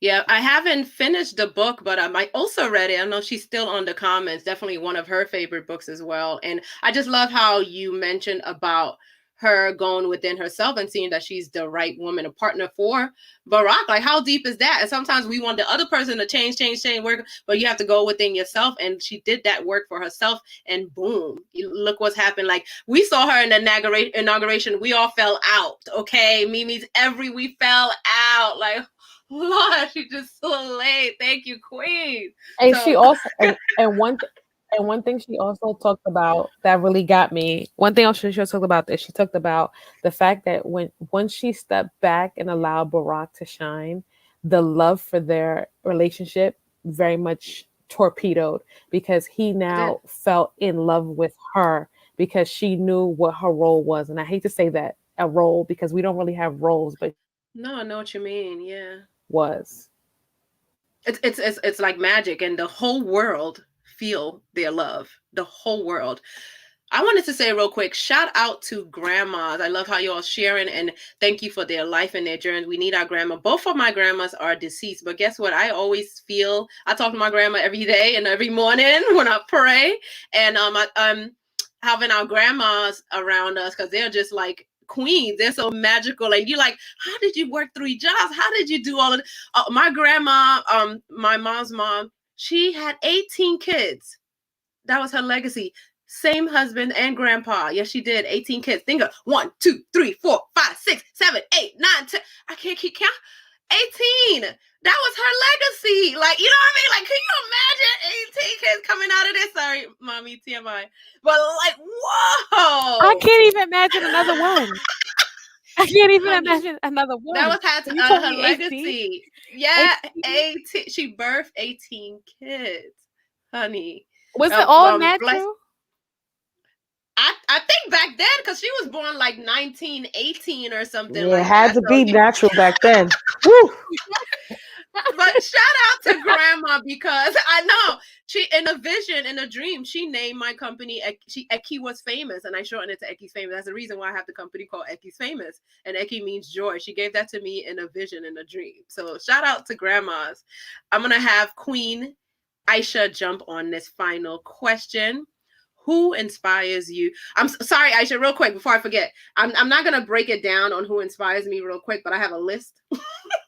I have Osa, Daddy, Mommy, my aunties, Maya Angelou, Tyler Perry, Steve Harvey, Oprah, Judith Jameson, Alvin Ailey. Okay, go. So I just wanted to share real quick. When you all were talking, I was just like, yes, yes, yes. I wanted to share my favorite Michelle Obama story. So apparently there's this, I think Obama was talking, I forgot who said the story, but apparently Michelle and Obama, they went to a restaurant, and the restaurant, I think, was her Michelle's ex or whatever. And so she was basically, Obama was like, oh, well, if you stayed with him, you would have been like a very nice restaurateur's wife. And she was like, he would have been the president of the United States. And I think that's like the most like beautiful story I've ever heard about them as a couple, because it really shows like Michelle does not play. She knew what she wanted, and she is like the queen of elevating. Like, she elevates herself, she elevates those around her. And that's something that I really do admire about her as well. She's not my person, but I just wanted to say that. Like, I just love that story. So look it up. It's somewhere in the internet. So many people, and I'm even as I'm talking out loud, I'm struggling to like pinpoint some people and limit to 3. So I'm going to cheat. But I'll just say, I know for me, I'm drawn to badass women, just women who are just like, this is the status quo. I'm going to say, F your status quo. This is how I'm going to show up and be. And I think the thing that's beautiful is that they do it for themselves, but the impact is that they realize what they're doing for themselves is going to help so many other people. So I just want to shout out some queens who are doing that. Like, I know that like this is, I don't know why she's controversial, but Lizzo is an example of that for me. Lizzo is, like queen for a lot of plus people, but I think she's a role model and icon regardless of your size. She is, to me, queen of someone who is like, I gotta be me. And we don't realize, and I think people are like really drawn to like her controversial outfits or whatever, which is like only controversy because of her size, right? Like, we know that she's doing her thing, she's gorgeous. But something that someone said, and I was just like, this is so true, is that she's wearing, her cute little booty shorts or whatever, just so a girl can feel comfortable just wearing shorts. Like, can you think about that? Like, she has to be the extreme for someone to feel normal in themselves. And I think that's something that's so beautiful, is that she's doing it for herself. She's doing it for the girl. She's doing it for people who can feel who want to be their authentic selves, but can't because of what society says they should be, what that box should be. So that's one queen that I want to shout out. She's just out there for me. And I love it. Like, I'm here for all of it. I really love her. I really love Issa Rae. Apparently, yesterday or today, I forgot when, was the 10-year anniversary of Awkward Black Girl. And folks who don't know what Awkward Black Girl is, it was a web series that she created, 10 plus years ago. And it was very like, it was homemade. But it was so funny, so good. And that show snowballed into what we know is Insecure today. And I think that to see like that was her 10-year journey, I'm so inspired by that, to be like, yo, like, whatever it is, whatever joy you have, like, don't feel like it has to be at this certain level to be great, to be put out in the world. Like, you will always have room to grow. There's, like, don't feel, I know that's something that I personally struggle with, whereas I'm doing something, I want it to look like 100%, like it has to look in a certain way for it to be like out there. But I feel like that's really, what's the word I'm looking for? It's stopping me from letting it exist and to be in the world. It's a lot of fear. And so that's something that I'm like, wow, like she did that. And like, look where she is now. People love that story. She didn't have a whole lot of money, a whole lot of budget, a whole lot of, people behind her necessarily to do what she did. But HBO and a whole bunch of other people they saw what she had to offer. And they were like, we want to do something with this. And it took a couple of years to get the right person, to like the right company to produce it and turn Insecure into what it is today. But I'm just like, wow, like she really was just like, these are my friends, we're going to make a web series. So that's like something I'm just like, still like, I read that today, that it was a 10-year, and I'm like, yes. So, and then 2 more and I'll shut up. Another person that I want to shout out is, I really admire Janelle Monáe. For a lot of things, stylistically, I want to be her. I want to look like everything. She's gorgeous. But something about her spirit that is gorgeous to me especially is that she's queen of putting her team on. She's just like, we in this together. We're a community. We're a tribe. I'm going to make it, but we all going to be out here. We're all going to get our bag, get our check. People are going to know who we are. And I just like, that's something that I definitely aspire to be too, is continuing to like, you know, as we grow in my collective, you know, like sharing with each other, putting each other on, like all of that. I really support and respect that. And then finally, somebody that I'm like, whoo, wow, is, I don't know if y'all ever watch interviews with Nina Simone from back in the day. She did not play. And I just support that energy 100%. Nina Simone was doing things that a lot of people today would be like clutch pearls, because she was not playing with her money. She was not playing with her vision as an artist. And I just support that wholeheartedly. That is who I aspire to be, someone who's just like, this is me. You're going to take it or not. Like, and I'm out the door. You're going to respect me. And I think especially like growing up at that time, like doing what she was doing at the time, she was a dark-skinned woman, like unambiguously Black woman doing her thing, sharing her beautiful voice. I just think that that's so admirable. And I think especially during that time and time now, right, I think it becomes so easy to compromise yourself in order to achieve some level of fame and success. And I feel like it's precisely that, her sticking to her guns, her being her authentic self, is why a lot of people still resonate with her. And that's something that I hope that we get another biopic that's actually accurate and not by somebody doing the most. I was very disappointed at what was created. But yeah, that's somebody that I want to know so much more about. Like, we have so many bits and pieces, and I'm already like, oh, she's delicious. Like, her life was delicious. I want to know so much more. So those are some people was that 3? That might have been something. Oh, good. We were here for all of it. Every time you said a woman's name, oh Lord! And shout out to our inspiring men as well. But y'all already know. We already know. We are history. Let me tell you. Do you know, like, Nina Simone? Aisha. Did we get a feedback, Angie? Oh, Aisha. Yes. You hear me? Yeah, we can hear you. Now you're going in and out. They have. Oh, wait. Did I go in and out? Yes, you're going in and out. Maybe take off the headphones. That might help.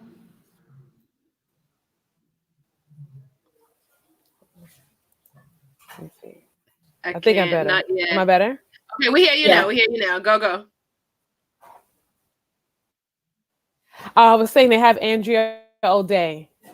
Andrea Nina Simone. They are supposed to play Nina Simone. They have a biopic coming out of her. I think she's playing Billie Holiday, actually. The one that sings Rise. She's playing Nina Simone. Oh, Andra Day. Who? I think it's Billie Holiday. I think it's Billie Holiday. Yeah. But still popping. Still popping. And I was gonna say real quick, Nina Simone. I listened. I watched her documentary.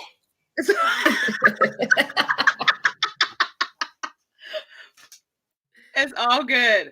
Nina Simone, really, that's my fun time. I watch documentaries of her for fun. And when I was in my 20s, I think also I thought I was Nina Simone. So her story, I would just listen and zone out and listen. And in my mind, she was one of the first rappers. Okay. We forgetting about Grace Jones too, because you know that was a That was on my list. We can go Grace on. Jones. Yeah, you couldn't tell me I wasn't Grace Jones. You cannot tell me. I would do my ponytail real low so you couldn't see it, so I looked like I was shaved. Listen, you was not telling me nothing. You was not telling me with the Eco Green gel. Listen, I was Grace Jones. I was Grace Jones for Halloween one year. I remember being on Instagram like, chills. I love us. I love us.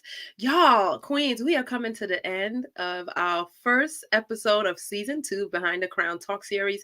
Thank you again, Queens, for being here, for sharing with our beautiful audience. Thank you to our audience. Thank you to our special guest, my soror and big sis, Kalia Moss. This was really, really awesome, inspiring. I hope that everyone in the audience were inspired. Definitely share this out with your family and friends. Again, thank you to Angie. Thank you to Rashina. Thank you to Aisha. May you have a wonderful night. But before we go, yourqueens.com. since we started last season, we didn't have a lot of followers. We're still growing our Instagram, but it had not our Instagram. Well, that too, our YouTube is doubled since we got it. We're still trying to get at 100 subscribers, but it's doubled since we started. So click the subscribe button if you are on our YouTube. Like us if you are on our Facebook. Follow us on Instagram, Your Queens. It's Black History Month. Share it out. Share it out. Share it out. Let's go. Share it out. Share it out. And if I'm missing anything, please feel free to jump in. Donate to Your Queens as well. Your Queens at yourqueens.com. And our Cash App is Your Queens Inc. We provide presentations to family, friends all over the world, birthday parties, weddings, Black History Month celebrations, Women's History Month celebrations. Michelle says, I thoroughly enjoyed this. I learned from every queen on this platform. Thank you, Michelle. Definitely come back Wednesday, February 17th at 6 p.m. for another dynamic conversation. The topic is Black love and self-love. We got a special guest coming on. I may have two special guests coming on that. Let me see, because that's going to be a hot topic. We talked about it last time and we weren't done, and this is why we have season 2. Before we close out, I will say one word, but if you have a phrase, and you know that we are all about being trailblazers and breaking the rules, so I'm going to break the rule on my one word. 2 words came to me, and I'll have Kalia jump on next. And my 2 words were, this was breathtaking. And the second one is Black is beautiful. Oh, so they were doing our affirmation, right? Okay. Yep. So mine is, I am the embodiment of infinite possibilities. Oh, I am the embodiment of infinite possibilities. Embodiment of infinite possibilities. I love that. Thank you. Rashina, you want to go? Go ahead. Yes. I am beauty, and beauty is within me. I am beauty, and beauty is within me. For those who are audience, definitely repeat after the affirmation. I am beauty, and beauty is within me. Thank you. Aisha. Mine is going to be, this is a quote. I forgot who said it. But I'm going to be myself because everyone else is taken. Mm-hmm. I'm going to be myself because everyone else is taken. I felt that. Thank you. Hanjane. I'm going to be unapologetically me because my Black is beautiful. Mm-hmm. I'm going to be unapologetically me because my Black is beautiful. We love you all. Thank you for tuning in. Shout out to our brother Logic on Iran Network. This was I think this is like a season 2 for you as well. So thank you for having us start this off on this first episode for your season 2 as well on the Ranters Union. We're always doing a lot of first. I love it. We give God all the glory and praise. Thank you, queens. Thank you, family. Thank you, friends. We are out. We'll see you soon. Peace and love.